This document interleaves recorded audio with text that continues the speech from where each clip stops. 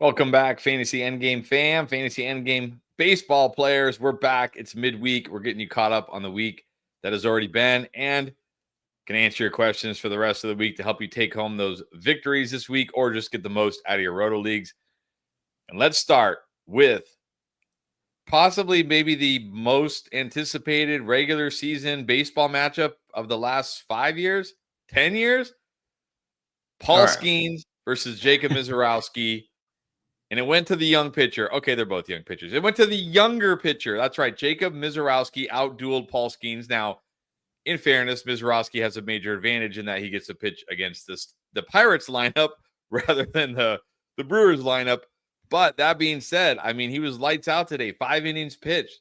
Only 2 walks, only 2 hits, 8 strikeouts. All right. Are you ready? Are you ready to proclaim Mizorowski is better than Paul Skeens? Yes, he's definitely better than him today. It doesn't mean he's the next Paul. Look, okay, it's fair. It is absolutely fair to say he could be the next Paul Skeens because, well, I mean, what's the difference? They both are playing. He throws harder than Paul Skeens. We know that. He's got already like more than half of the top 20 fastest pitches thrown. Okay, now let me take a step back and say that means nothing. It means absolutely nothing. Doesn't matter how hard you throw it. There are plenty of guys who throw really hard and aren't fantasy relevant or necessarily the best pitcher. But man, he has been even better, I think, better than I expected initially in the majors. Because here's the question: it's not how hard he can throw. It's not even whether he can strike batters out or get batters out. Is he also going to be all over the place, right? Walking batters, giving up home runs. And he hasn't. He has been impressive in being able to miss bats and not only miss bats by inducing those whiffs, but not giving up loud contact and not walking a lot of batters. So I don't think we can proclaim him the next Paul Skeens because here is the difference. I think with Skeens, we knew he was ready to build up to be a starter and to go deep into games right away, and he has. Mizorowski, if you notice, 5 innings, 5 innings, 5 innings, and he's had some injuries. And, of course, young pitcher, and of all the teams that need to be careful with pitching injuries, it's the Brewers. So that's the only thing that might kind of cap him from having a Skeens-like season from last year. But, man, he has been impressive. And so I know we're going to get questions about Miz, and I'm going to go a little bit more in depth on him as far as what do you do, because you're almost in a conundrum. If you have Mizorowski, is like, do you just keep him and just roll with it, or do you sell while the hype is out of control right before something that happens? You know, it's a legitimate question. I think it really is. And then Chase Burns is the other one. I know people are already asking. Sorry, I'm gonna jump the shark here. Burns or the Miz? More upside, Burns or the Miz? Chase Burns also debuted. And Chase Burns, I talked about a couple of times on Beat the Breakout. He had a great debut too, right? But he did get hit a little bit. He did give up a home run. And so just because Mizorowski hasn't yet doesn't mean he's not going to have a start where he eventually does give up some hits. But yeah, you've got to be really excited about both of these guys. And yes, I think they are both legit, which is why they are top pitching prospects. All right, there you go. And yes, I already see some questions about them. I'm sure we will talk more about them, but we also need to get into some major injuries that are happening right now. Either some players that just got hurt or maybe some players coming back. And let's start with a big name that did just get hurt. Unfortunately, Corbin Carroll was hit on the left wrist. He's got a chip fracture his left wrist. He's on the IL, and I think they're saying probably through the All-Star game here. What's the feelings on Corbin Carroll, who was having a very, very strong bounce back season this year?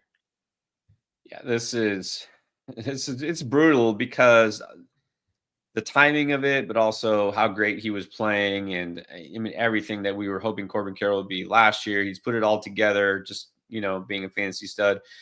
The thing with Carroll, and I want to make sure we address this because got a question earlier in the Discord from Benny. Benny's in our league with us, and one of our longtime viewers. is this a buy low window for Corbin Carroll? Do I go ahead and offer something and get him?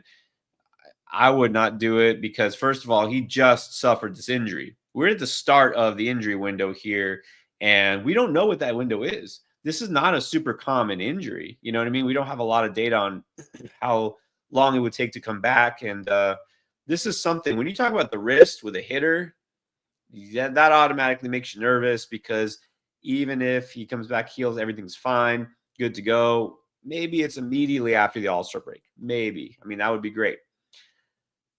The one comp that I saw is, you remember a couple years ago, Aaron Judge had that same thing. And after he came back, of all people, Aaron Judge had trouble hitting home runs for the first couple of weeks. So I got to imagine with Corbin Carroll, who we already saw 2 years ago, with the shoulder injury, that affected his power. So I'm a little nervous, not just for how long it might take him to come back, but what is he going to look like for the next week, 2 weeks, immediately after he comes back? And of course, having missed all that time. So I'm definitely not buying low on Corbin Carroll now. I would rather buy, and I told Benny this, I'd rather buy a guy who's closer to coming back, like let's say a Yordan Alvarez or a Bryce Harper. Right. And let's talk about both these guys, actually. Yordan Alvarez is starting to swinging the bat again. Now, granted, off the tee, but he's scheduled to be hitting off batting cage again today. So that's a good sign. And there's Bryce Harper also taking swings, roughly 50 swings, fielded some grounders, participated in a throwing program. And there's some talk that he might return this weekend. So you're not buying low on Corbin Carroll right now. Are you buying low on either Alvarez or Bryce Harper or both? Yeah, if you can. And I think there's always a possibility. Bryce Harper could be back this weekend. I think he's on the verge. So I would say no worries anymore there. Bryce Harper should be fine. Again, might take him a few days to get back to like midseason form, but Bryce Harper sounds like it's all good. Yordan Alvarez, a little trickier, but sounds like he's at least approaching, right, doing baseball activities, which is always encouraging. I think now you can entertain buying low on Yordan Alvarez. Again, you should be able to buy low because this is not just how much time he's missed and the fact he's obviously not active yet or real soon, but his numbers weren't good before he was injured. So if you can buy low, this is probably the best time to do that before the window starts to gradually close. But I think Yordan should be back. I think they'll probably try to ease him back a little bit before the All-Star break, but that's assuming everything goes well. All right. Let's keep going. What are you doing with a guy like Adley Rutschman? Now, catcher, not, the strongest position unless you have Cal Raleigh, of course. And Adley Rutschman wasn't really tearing it up prior to his injury, but now he's got an oblique strain, and manager Tony Monsolino has already said that he's going to be out at least through the All-Star break, possibly longer. So is this just a guy you just have to hold him on the IL spot? If you don't have an IL spot, are you comfortable dropping him? What's the feeling here? And that's the question. This is the tough question. What do you do? I mean, Rutschman was supposed to be really one of your safest options at catcher. He was probably one of my biggest misses in terms of drafting because I thought he was in that sweet spot of not reaching, right? Like William Contreras, who now is kind of shaping up to be a bust. Not drafting him too high, but not waiting, right, for the dregs of the position. Nope, he's been kind of a bust. So look, I stashed him in IL because I have an IL spot. If I need that IL spot for somebody else, I think you can drop him. I really think you can. I talked about Samuel Basayo in the Beat the Breakout for this week. They did not call him up, but that doesn't necessarily mean anything for Adley. I mean, obviously Adley's coming back. He's their catcher, period. But you've got to wonder. This Orioles team in general is what makes me nervous, is they're not competing. They might be sellers. Adley is not having a great season. He should have been doing better, according to X stats, but he wasn't. And now out for several more weeks. I don't think you need to hold him. All right. And now what about a guy who has been great this year, kind of surprising, Zach Nitto of the Angels? unfortunately jammed his shoulder on a stolen base attempt yesterday in their extra inning win. And when he tried to throw in the 9th inning, it didn't go so well. But what's really scary about this, he's set to undergo an MRI. As far as I know, we haven't heard the results of that MRI. He did not play today, of course.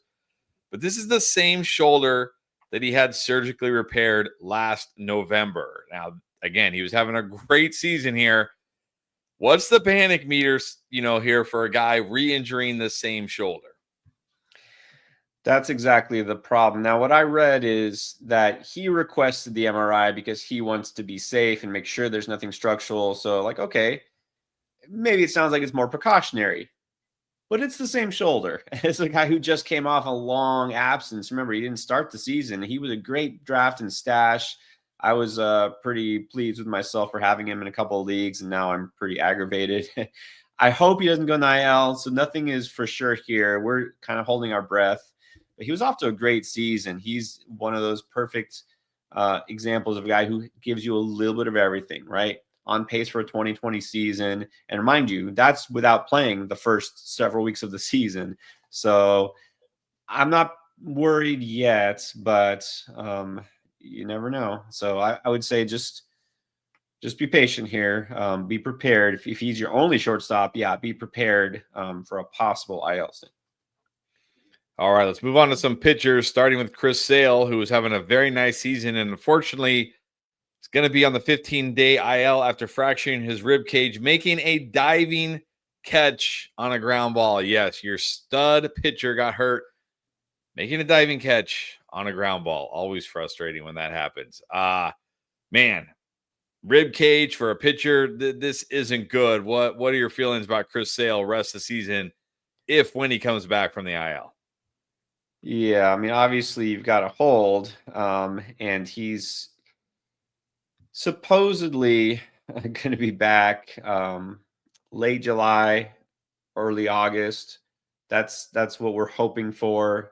So, once he is back, you just treat him like an ace like he's been. So you just have to stash, and I think it's worth holding here also. And when I say holding him, of course, don't drop him. Even if for some reason your IL is full, you could drop somebody else who's less valuable than Chris Sale. But I'm not going to sell low here and just get him off my roster and get something for him, because if he's back in August, you still got a good solid few weeks of the season left, and he's your ace or your near ace. You're going to want him. So, it's aggravating, but again, you're just going to have to be patient with him. All right, and then another pitcher I guess we're going to have to continue being patient with. I know we got some questions about him over the weekend. Sean Manaea was set to make his return, but then he had a setback when they diagnosed him with a loose body in his left elbow, which is that's a loose body. That's weird. Not sure what that means. I'm not a doctor, but it obviously means it's a setback, and now it's going to be a little while longer till we see him, although they still do think he's going to return soon, whatever that means. Is Manaea a guy you're stashing? Again, you can. We don't want to overreact. This is not a huge setback, but I just want to make sure we all have our proper perspective here. He's not Chris Sale. He's not Chris Sale. Sean Manaea, it was solid last season. He was solid. He is not going to be the ace of your team. If he is, then you probably are not winning anyway. So, look, Manaea is fine to stash if you've got the space, but a setback is never good. I'll just go ahead and throw casually toss Brandon Woodruff in there again. I've been saying for weeks, it's okay if you don't stash him. If he comes back, he's not going to single-handedly, carry your team to a championship. He's not that kind of pitcher. He's never been that kind of pitcher. So, sure, you can stash him if you can wait another couple of weeks, but if you can't or don't want to, it's fine. It's nothing dramatic here. All right, and then we'll finish with a couple Dodgers pitchers. Good news, bad news. Good news. Tyler Glasnow made his first rehab start on the 22nd. He's eligible to be activated on the 27th if all goes well. Doesn't mean he will, but he's eligible. On the flip side, Blake Snell, when Dave Roberts was asked if he's close to facing live pitchers, he'd said, I would say probably not. So we could be seeing Glasnow soon. It doesn't sound like we're seeing Snell soon. Give me your thoughts on these guys. Glass now is encouraging. I'm going to try to be optimistic here, despite his lengthy injury history and apparently glass-like body. I think Glass now's injury from this year isn't too severe. Once he's back, he should be 100%, very effective. Just know that even if he's activated real soon, which it's probably going to be another 2 weeks, again, they maybe debut him just before the break, but it's going to be some short outings. They're not going to have him go 6-7 innings. After the All-Star break, we could see lights out Tyler Glass now. So I still think there's a buy low opportunity here for him. And of course, there's no reason to consider Blake Snell. All right. Short and sweet. I like it. All right. There you go. That's pretty much all the happenings so far this week. A pretty active week so far, and it's going to continue to be active. And we're going to be here to help you through it, of course, to answer your questions. And let me remind you, you see it scrolling down there at the bottom. If you want to get your Major League Baseball fantasy fix in other ways, go to underdogfantasy.com, join using promo code Endgame, because you'll get a free pick that you can use on Major League Baseball picks, which they have every day of the season for every player, tons of picks for every player, but also up to $1,000 in bonus cash. And of course, we're going to answer as many questions as we can here. If you don't want to wait, if you're impatient, you could drop that super chat. It will jump you to the front of the line, kind of like your fast pass. Or if you're just feeling generous, drop that super chat. So let's get into it. And of course, let's start right off the bat. We talked about it in the opening. Jacob Mizorowski. All right. First question, Christopher. Not only do you have the best name, but you also were first. All right. What is his value at the moment? He got him for $4 in a keeper league.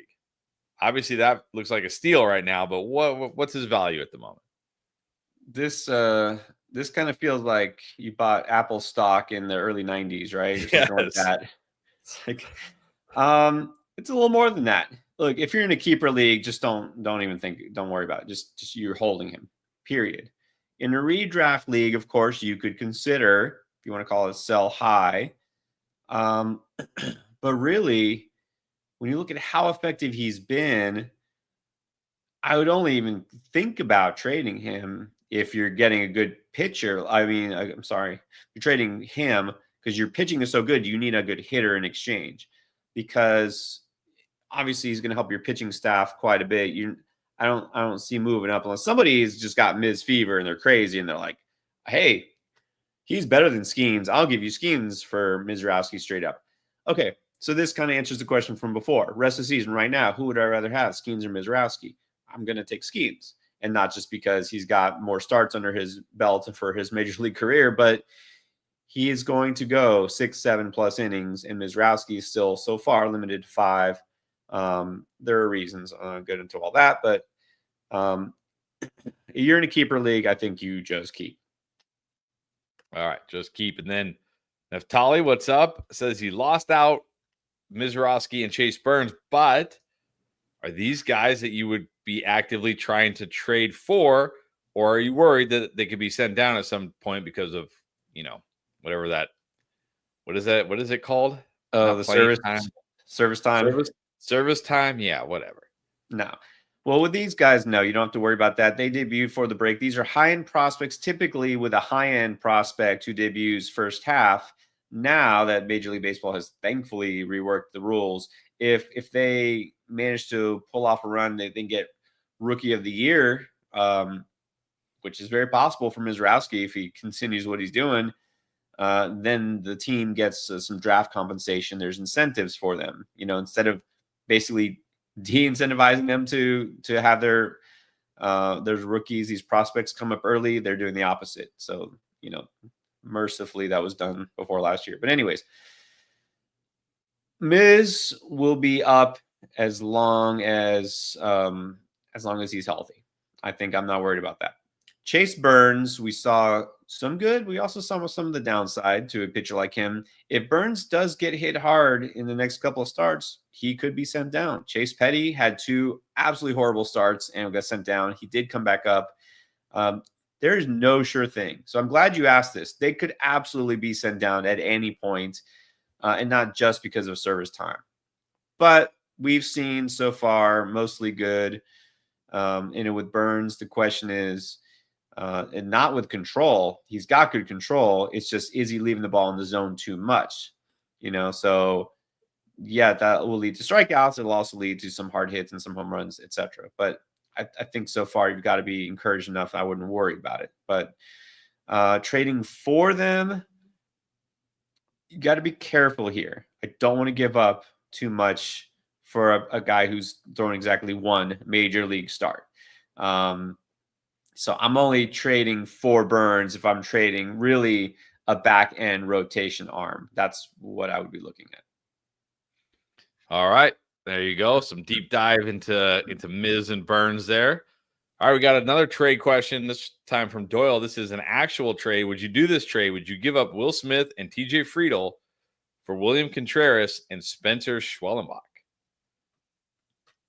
Will Smith and TJ Friedel for William Contreras and Spencer Schwellenbach. Yes. The player I want there is Schwellenbach.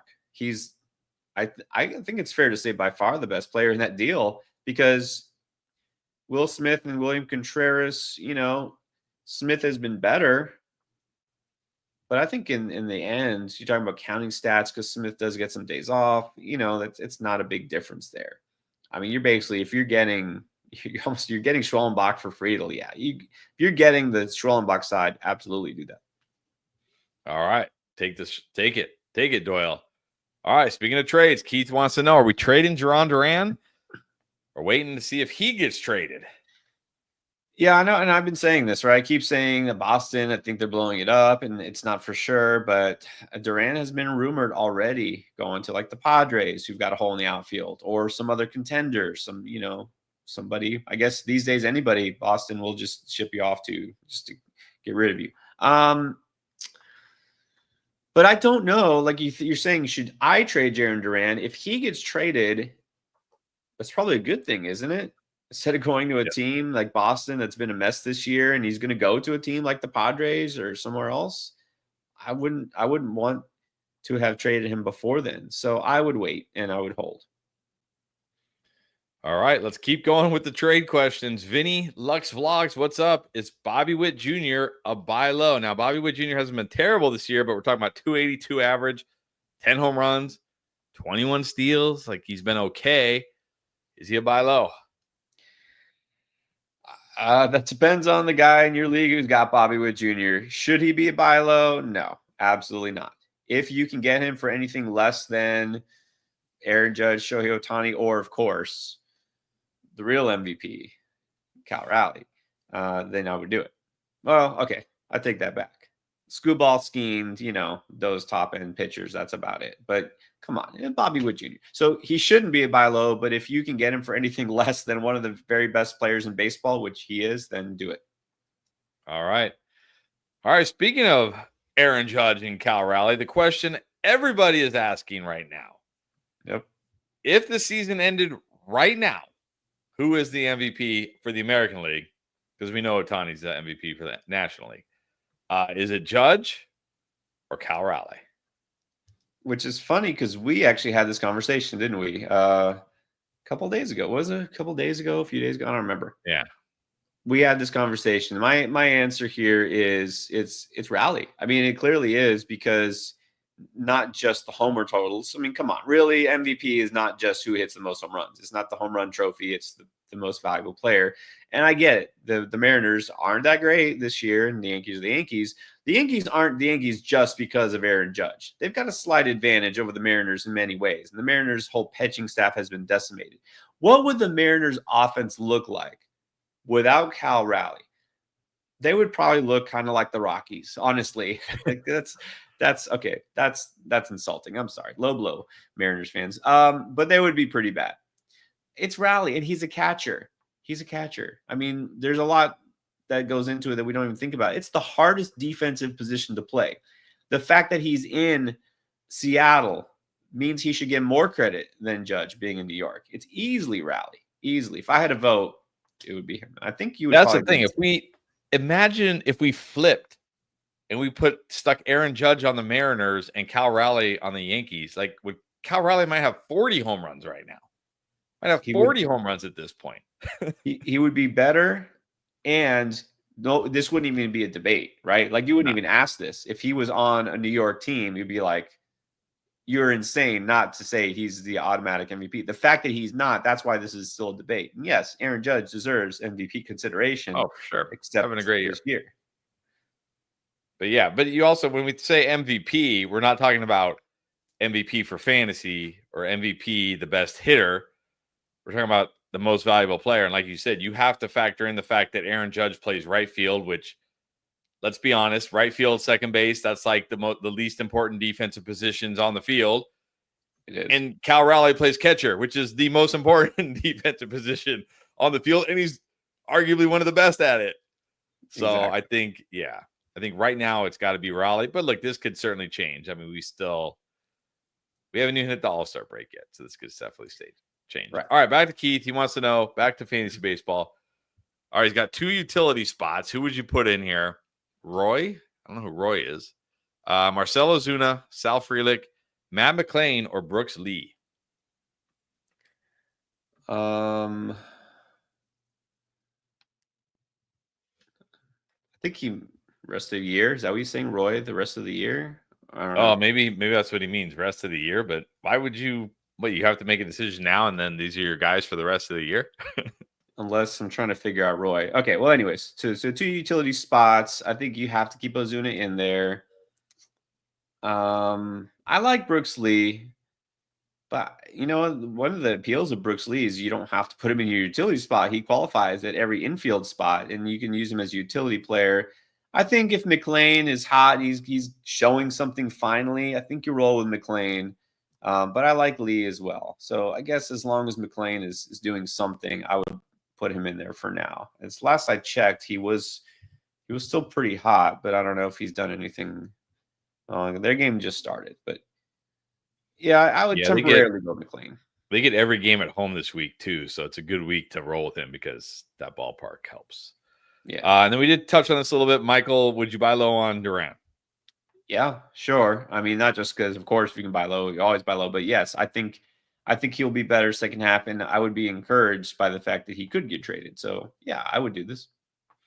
All right, fantasy sports. Pick 1 second baseman rest of the season. Ozzie Albies, Tommy Edman, Bryce Turang, Matt McClain, Schmidt, who I almost picked up, who's red hot right now. I don't know his first name. Starts with a C. Nick Gonzalez or Dubon. Wow. Dubon is kind of like a desperation filler. This is a points league, by the way. Head-to-head points.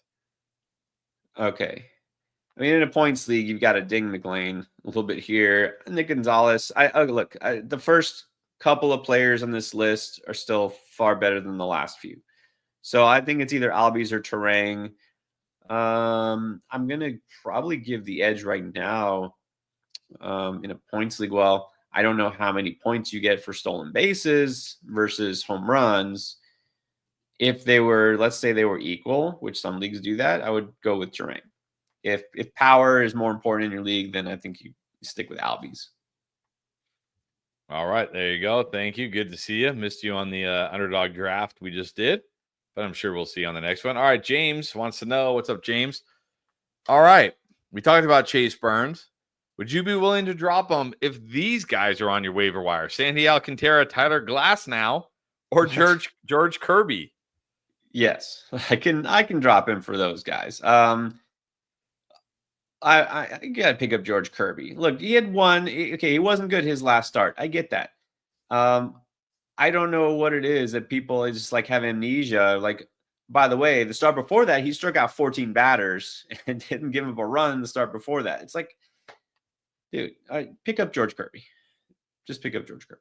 All right, drop him and pick up Kirby. All right, Harry wants to know, which outfielder would you rather have in a redraft head-to-head points league? Tyler Ward, Jurickson Profar, Colton Cowser, Spencer Steer, Collins, I don't know even who that is, Bryce Reynolds, or Benintendi? Benintendi. I feel like we get pretty deep on these. Like, don't you just get to a point where it's like, okay, there's better options. I don't have to consider these guys.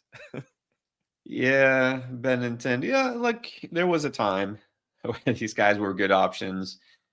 I'm gonna say, I think, look, right for now, I'm gonna still stick with Cowser, but then I think rest of the season it might be Profar. I am picking up Profar where I can, and he should be the best option in points.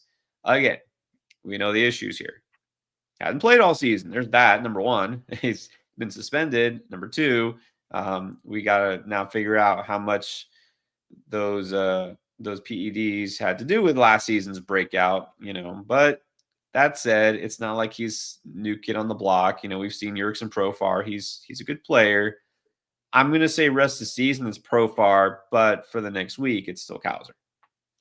All right, then speaking of that, piggybacking off on that, would you rather have Profar or Austin Hayes? I'll just pick up Profar and hope for the best. All right, there you go. And then Skywalker. Again, rank. Okay, now I want you to rank these starting pitchers. I assume rest of the season. Bailey Ober, Gavin Williams, Chase Burns, I assume. Nick Lodolo, Yuri Perez, and Will Warren. Bailey Ober. All right. I think it's time to just say we can't play Bailey Ober until he has a massive correction in his performance because something's going on. Don't know what, but can't keep making excuses for him. Gavin Williams, if I'm correct, he's pitching right now, isn't he? I think he is. Yeah, and I actually finally dropped them, but I picked up Yusei Kikuchi, so I have zero regrets. Kikuchi. Sorry, Ural, who's here, by the way. Yeah. Oh yeah, he's here. He's listening. What's up, yeah, Ural? Kikuchi. Sorry, I had to do that to you today. I dropped Gavin Williams for the Kikuchi. 7 innings, 12 strikeouts, no earned run. What? And 4 straight dominant starts. Kikuchi. This means he's due for a stinker. That's all right. It wasn't today, so it's okay. All right, so let's work backwards here. For now, again, we can say whatever rest of the season, this week, whatever. Everything's going to change a week from now. So right now, I'm going to put Ober last. It's not going to trust him until something changes. I'll put Yuri Perez right before him. Let me see. 1, 2, 3, 4, 5, 6. So Ober 6th, Perez 5th. I'm going to stick Chase Burns in the middle, kind of. I'm going to put him 4th. I'll put Will Warren 3rd. I'll probably put Lodolo 2nd. I guess I'm putting Gavin Williams 1st. All right. There you go. Thank you. And then Doyle says he needs to pick up a sleeper pitcher. Although I don't know if these guys are sleepers, I guess. Who would you recommend for just this week? Just this week. Hayden Birdsong, Jeffrey Springs, Lucas Giolito, who is kind of coming around a little bit, or Shane Baz. Yeah, Giolito he's a guy who's been all or nothing, right? Either he's on or he is not. There's no in between. So if you want that, I mean, go for it. Baz has kind of been the same, hasn't he? He's been pretty all or nothing this season. Now he's finally turning a corner, I think, but it doesn't mean that there's a lot of trust there, going forward. So I think in better matchups going forward, if you have Baz, I mean, I still like Baz the best of these guys, but this really depends on the matchup. So offhand, I don't know who they all face. Let me see. I got to look this up for you. So Baz is due to get Kansas City on the road. See, that's a matchup I would go Baz. I would take Baz probably just right there. I find it hard to pull the trigger on Giolito because I know he could just massacre my ratios. All right, go with Baz. I like Baz too. All right, Chili Willie with the question of the day. He's thinking of making a Herschel Walker type deal for all the old heads. You know what that means? We're old heads. Oh, yeah. You know what that means. With Shohei Ohtani. You have Shohei Ohtani in our league, Pierre. I do. If somebody said, what will it take for Shohei Ohtani? Let me know. What will it take? It's a 10-team head-to-head points league. 4 keepers. And pitchers get 10 points for a win. Oh, it's a 10-teamer. That makes it a little bit tougher, because obviously there's more options people have. The rosters are a little bit more stacked. It's a points league, 4 keeper league. Oh man. So again, if I'm interpreting this right, he says, with Shohei Ohtani, what will you give me for him? So you're the one who has Ohtani. Am I looking at that right? He's got Ohtani. Yeah, I think he's saying he wants to make a deal. Like, remember the Cowboys traded Herschel Walker Right. for all So these that picks and stuff, and then turned the Cowboys into a Super Bowl team, right? Like, so if he's got Ohtani, it's like, okay, can I just go out there and get like a bunch of, great players back? yeah. It's like, do you really want to trade Ohtani in a keeper league? But if you're getting a big enough haul, What if somebody offered you Cal Raleigh and Garrett Crochet? right.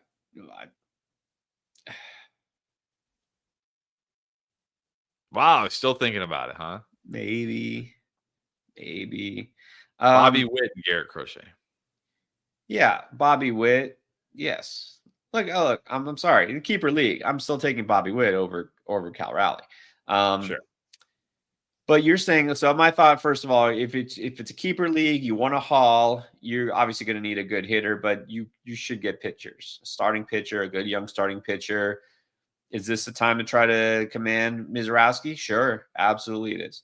I doubt you're getting Skeens or Scooball or Zach Wheeler or those guys, but the next step down. But again, you want youth.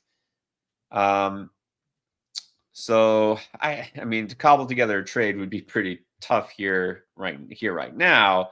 But I think you've got to get at least one young frontline pitcher who isn't the obvious, ace, the ski and Scooball's types. I think you should ask. I think it's okay to get like a Mackenzie Gore type. Brian, I like Brian Wu probably more than most people. You got to get at least a guy like that. This is a good time to maybe on the cheap-ish get a Hunter Green, and then you also need to get a stud hitter. I mean, you're going to need to command a haul, so at least one of them should be a good young pitcher, though. I think it might be worth it because aces are not plentiful, and so it's okay. You should get either a Mizrowski or a Burns now before they really pop off, if they do. I would consider doing this if the price is right. All right. Leo wants to know, are we hanging on to Wyatt Langford batting a cool 232, but he does have 13 home runs? Generally, yes. And I will say I'm not going to speak too much to this because what I want to do, and I know I've been slacking on the buy low just because of travel, but I'm going to do buy or sell. There's some players you're like, what do I do? What is this, a buy low? Is this a sell while I can? Do I get what I can from them? And Wyatt Langford's one of those. So I'm actually going to go a little bit deeper into that. But generally, I would. All right, then we got Shadow G, says he enjoys the content. Appreciate that. Needs to make room for Nathan Eovaldi and Shota Imanaga coming off IR. Would you drop Pagan or Kloss to make room for those guys? He's also got Hader. Wow. You got to make room for them. Obviously, you're not dropping either of those pitchers. I don't want to drop Pagan or Kloss. There's nobody else you can drop. If you have to, I would drop Pagan. But man, I mean, if those are your worst players you can drop, I guess Pagan's the one. All right, and then back to James. He's got Cal Raleigh, so he's loving life. Yep. But he's wondering if you should pick up Adley Rutschman, who is dropped, just in case. Don't even say it, James. Just in case there is an injury. We're just going to pretend that's never happening. And no, I don't think you have to do this for insurance. Adley is not proven that he is a must hold. So, nah. All right. And then Ryan, what's up? Ryan's got a couple questions. Are we selling Dylan Cease? And is Yandy Diaz a good backup first baseman for the near future? No, I'm not selling Cease for any reason. He had his rough start to the season. He's been better. He's not having his best season, but I think he'll be fine going forward. Do I like Yandy as a backup? Yeah. I mean, yeah, you can start Yandy. There are leagues. Granted, they're a little bit deeper. They're not 12-team leagues, but, I have a 15-teamer. I think they're both 15-teamers where I'm starting Yandy pretty much every day. He's fine. Not the most exciting, but, yeah, he's solid. All right. Then we got TM wants to know, how do you rank these stashes? Joseph Boylan, we talked about this guy on Sunday. Andrew Payton, Painter, Logan Henderson, and Bubba Chandler. I will put Boyle last. I think you got to put Painter now. We can put Painter number 1 here. I think because he's getting close to actually being able to debut. We're not going to see it till after the break, but that's not getting it's not too far from now anymore. So Painter's 1. I'm going to put Henderson 2 and then Bubba. I'm just tired of this whole Bubba thing, but also I've documented this now for weeks. If you haven't noticed, he's having control issues even at AAA. Maybe this is why they weren't ready to bring him up. So I'll put Chandler 3rd in this group. All right, and then Saber. He's got good pitching staff here. He's got Wheeler, Webb, Gilbert, Shota, Imanaga, Miz, and Chase Burns, but he's got Carroll and Harper on the IL, so he needs some help with bats. Would you be looking to trade one of these guys for a bat? Well, as we said at the top, Harper could be back within less than a week. So that's good news. The Corbin Carroll news was not good. So I don't want to deal. Webb is having his best season. Wheeler, it's just so hard to replace these guys. I think my short answer is just gonna be no. It is so hard to get a pitching staff like you have, and with Shota just coming back and Gilbert still, we haven't seen his best this season because of his injury. You got the only player here I might consider flipping is Burns. If somebody's all excited about him and will give you a really good starting outfielder for him, okay, that's fine. I'll do that. But I'm just not trading Wheeler, Webb, Gilbert, and probably Shota either. I wouldn't trade. The only one I would trade is Burns. You've got a good pitching staff. Don't blow it up. There you go. And sorry, apologies to Dirt Boy. He dropped the super chat and I missed it. Dropped about 15 minutes ago, so apologies there. Should have had it much sooner. Appreciate you. He wants to know, would you drop Roman Anthony to pick up Urickson Profar? Ooh, nice question. Definitely worth it. So in separate formats, different videos, I said you don't absolutely have to hold Roman Anthony and that you should be picking up Urickson Profar. So does that mean you do it straight up 1-for-1? I'm okay with this. This is a tricky question because we don't know. It's one of these things. Any minute, I honestly feel like any day, like you could see the Roman Anthony 4-for-4 with 2 home runs, and it could just click, but it might not.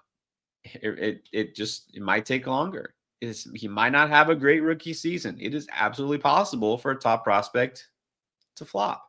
It has happened before. I think this is okay. You can do this. All right. And then a couple more from Naftali wants to know, would you start Grant Holmes against the Mets tomorrow? And also, somebody dropped Jack Flaherty. He's got the #1 waiver wire spot. Would you use it on him?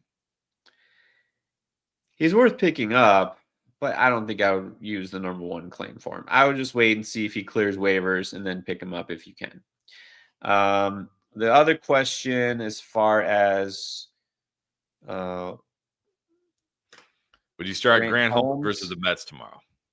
Grant Holmes, he is one of those guys you absolutely just don't know on a given day what he's going to do.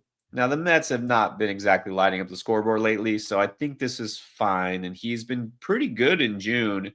And it's funny because he's the guy I saw in person when I went to see the Marlins game. I saw Grant Holmes pitch.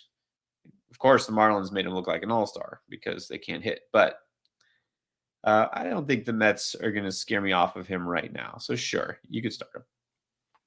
All right, then back to fantasy sports. Who would you rather have, Nick Kurtz or Vinny P rest of the season? And if you're trading Vinny P, what type of starting pitcher could you get in exchange? Yeah, on the same wavelength here. I'm keeping Kurtz and I'm trading Vinny P. You're not going to get a great pitcher for Vinny. Realistically, now I don't want to trade him for Eric Lauer or somebody like that. Let's get somebody who's reasonable. I know probably nobody's thrilled about Kevin Gausman, and he is what he is at this point. But if you could get someone like that who at least each innings and gets you some strikeouts and some wins, I think that's fine. That might be a realistic target. if you could get a Tanner Bybee, I mean, that would be great. I think that's a win for you. You're not getting probably a Dylan Cease type player. You're just not. At least you shouldn't. So somebody who's like a mid rotation arm, I think is a realistic target for you. All right, thank you. And then to Ethan, wants to know Jose Quintana or Cade Horton this week for a spot start. It's a points league. And then also wants to know, what are we doing about Austin Riley? He's killing them, striking out like a madman. Yeah, Austin Riley's going through it, but he'll be fine. I think he'll be back. He does this. I would just hold Riley. I mean, what can you do? You want to sell low? I don't think he's a guy you just want to move on from while you can. So Riley, you're just going to have to be patient. Quintana, he gets the Rockies, and it's at home. Yeah, you're starting Quintana. Yeah, you can start almost any decent pitcher against the Rockies, especially when the Rockies are on the road.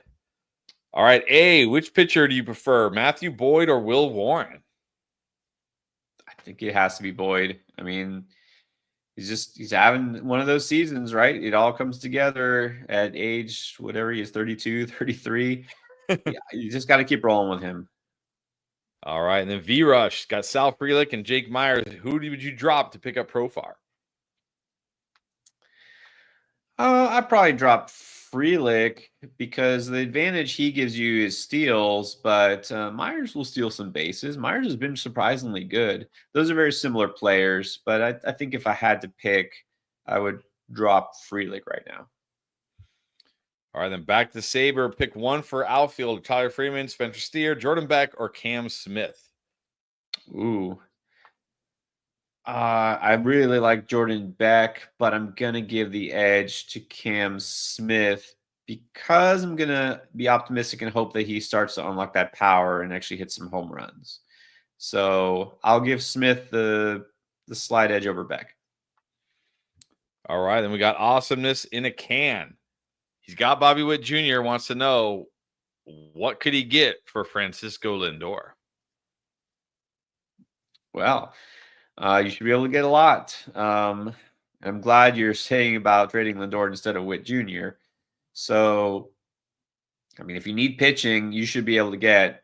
Well, he is saying for his pitching, he's got Mackenzie Gore, Carlos Rodon, Luis Gilbert, Yamamoto, Strider, Pivetta, DeGrom, Brown. Oh, well, you're fine in pitching. You don't need pitching. So in that case, try to upgrade whatever spot you need the most help with offensively.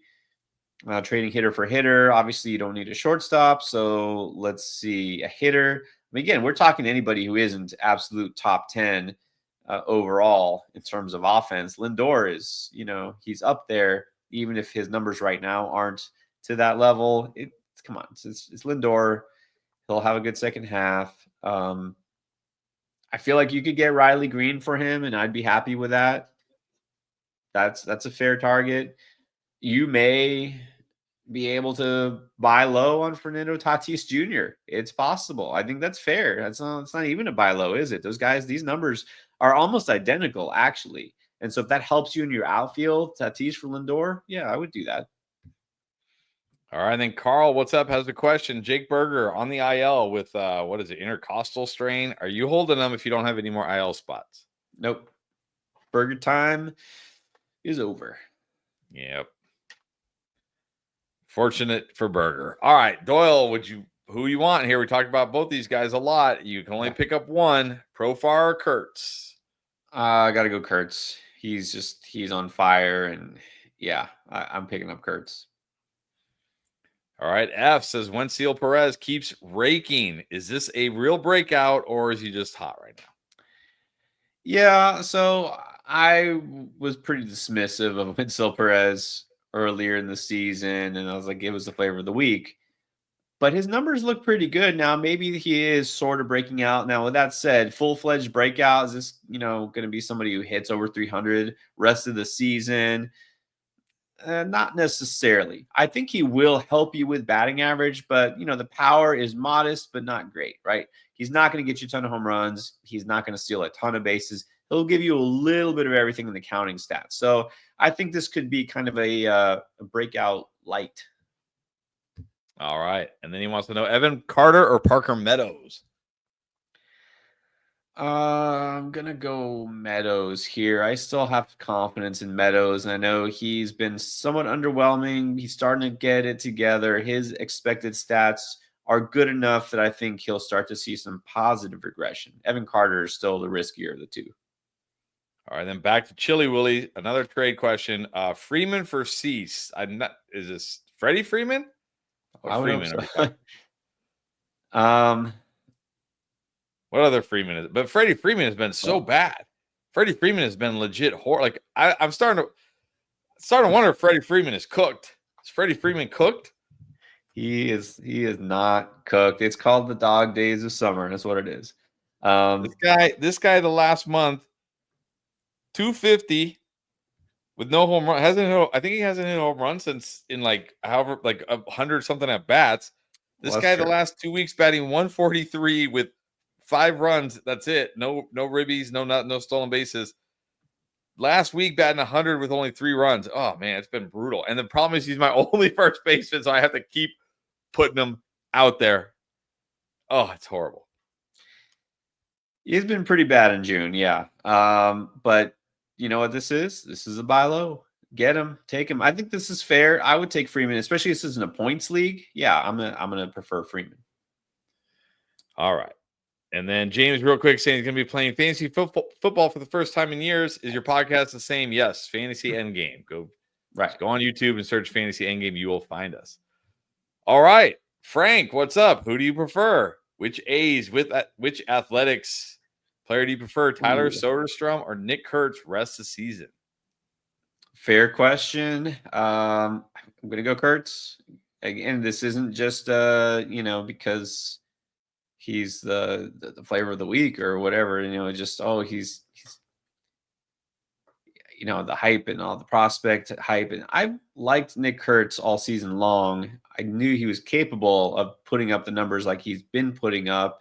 And I still like Soderstrom.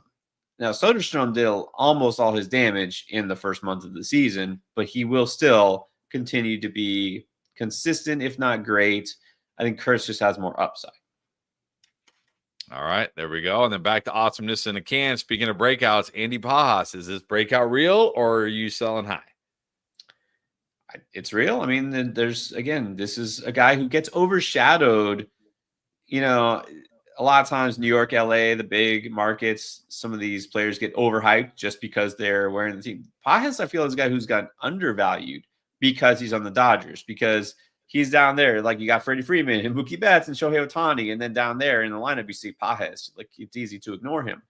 And he was a pretty high up prospect for the Dodgers, but he wasn't a hyped up prospect, as like at least not as hyped as a lot of their other guys. So, yeah, he's still doing it. He's been doing it all season long. I think it's legit. I wouldn't sell high on him now. No. All right. Alyssa Dolphin Cloud always reminds me back of my RPG days. Maybe it almost looks like maybe it is from an RPG. All right. Needs to drop a pitcher. She's got Nathan Eovaldi coming back from IL. So Chase Burns, Hunter Brown, Luis Castillo, Chapman, Jacob deGrom, Jacob Mizorowski, Paul Skeens, Ryan Pepio, Christopher Sanchez, Brian Wu. All right. Who gets dropped? That is a good problem.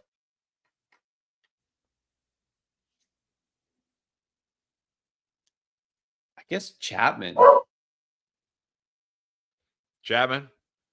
mean, you don't have to is Eovaldi better than Chapman? Like, are you for sure keeping Eovaldi here? Yeah, I want to keep Eovaldi, and I don't want to drop Burns just yet if I don't have to. But Chapman is probably the one who is going to give you the least. You can't. I mean, shouldn't have to drop any of these pitchers, but yeah, I think it would be Chapman.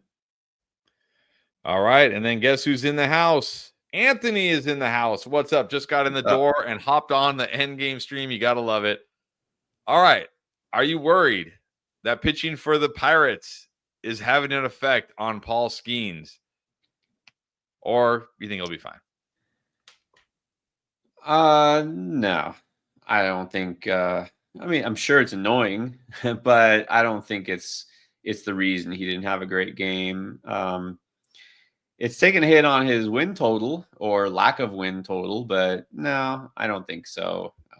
He knew what team he's signed with. He knows what team he's on. I don't think he goes out there like, man, maybe today's the day. We score 8 runs. I mean, he knows. So I'm sure it's frustrating, but I don't think it's going to affect him in terms of performance. All right. And then Ocho Cinco, what's up? It's good to see you, Chad. Ocho Cinco playing some fantasy baseball now.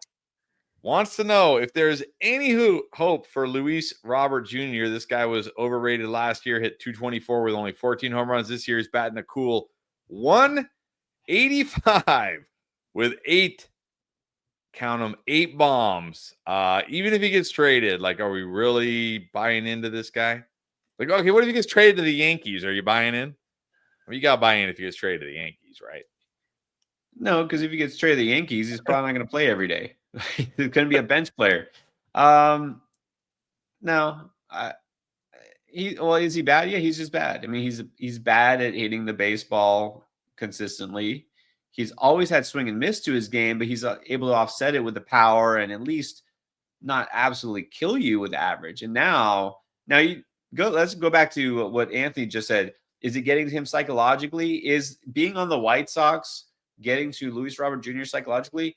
I think it has to be. How could it not? I mean, this team literally just set the record for the worst record ever, and they're not any better this year. So I really think the only way you could have any hope for Robert Jr. is if he does get traded.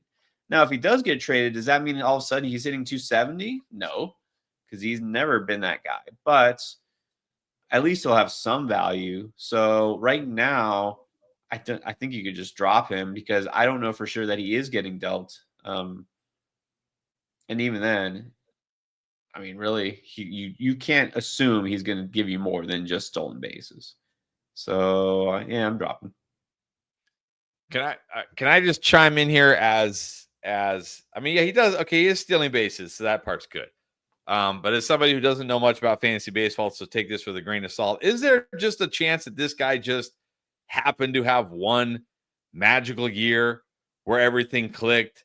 Because, I mean, you look at this guy, okay, yeah, his age 25 season, 38 home runs. I mean, he still only hit 264 that year. He still struck out 172 times. Yeah, he got you 38 bombs. That's great. But what did he do his other years? I mean, 11 home runs, granted, only 227 plate appearances, 13 in 300 plate appearances, 12 in 400 plate appearances, only 14 last year in 400 plate appearances. I mean, is it maybe this guy just had one of those magical years where it just clicked that year and he couldn't do anything wrong? He went like on a heater, and now we're just seeing the guy who he is.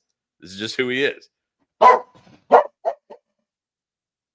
I think you're right. It's funny too, because a lot of times, I mean, we just assume when we say prime age, prime years, 26 to 28, typically for baseball.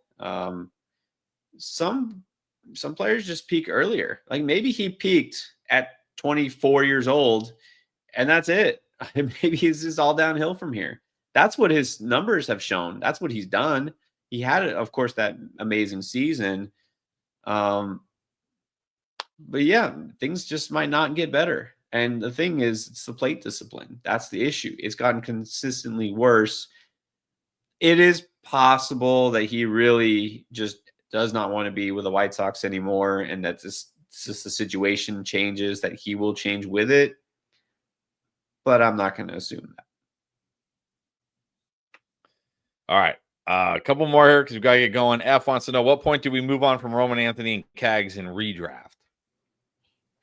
Yeah, Roman Anthony I addressed earlier. I don't want to drop him yet if I don't have to. Like, I'm not going to drop for the sake of dropping. If you have a good player worth picking up, you can do this. I would like to wait another week or so. And then with Cags, I think you can drop any time. Again, don't have to drop him, but I mean, what we're hoping for, this is like a Nick Kurtz situation, right? Where it just one day it clicks, and it could, it absolutely could. But it's just, this is funny because I see it all the time, right? Everyone's like, it's like rioting almost, like, how can you keep him in the minors? Why isn't this guy up for the world? Why bring him up? How can you keep him down? Well, here you go. You got what you wanted. Here he is. What do you get? 194 batting average. Yeah. He hit that 2 Sometimes, home run game at least. yeah, you got one of those. It was nice. And maybe it does click. It might at some point, but right here, right now, do you have to keep rolling him out in fantasy? You don't. Speaking of clicking, Anthony wants to know, is it finally clicking for Matt McClain, who's been on a heater lately? I don't want to say he's finally figuring it out. I think he's just finally seeing some positive regression, but I think he had at some point also with them will go back to offers. So I keep him while he is temporarily hot. I would keep him in your lineup and just be ready at any moment to pull the plug. All right, and then we'll finish with this. Mr. Waking Up wants to know, are we still keeping Michael Harris over guys like Adolis Garcia, Colton Cowser, and Gavin Sheets in points leagues? I was gonna say yes, maybe no, but points league, you know what? I don't think you need to in a points league. The batting average isn't great. His plate discipline isn't terrible, but look, in a points league over Adolis, yes. Cowser, it's close.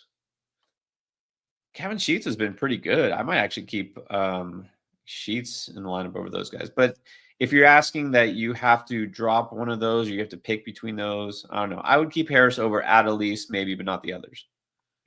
All right, there we go. All right, everybody. Thank you so much for being on here. I know Pierre's got to get going here.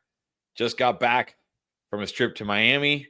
So ready to get back in the grind. Appreciate you guys being on here. Don't forget, we'll be back on here Sunday evening, afternoon to get you caught up on what happened this week and get you ready for next week with our 2-star streamers to answer your questions. And, of course, we got videos dropping the rest of the week to help you guys win. Once again, appreciate you being on here, chatting with you guys, and good luck the rest of the week in your fantasy baseball leagues. And don't forget to get those pick'ems in on Underdog.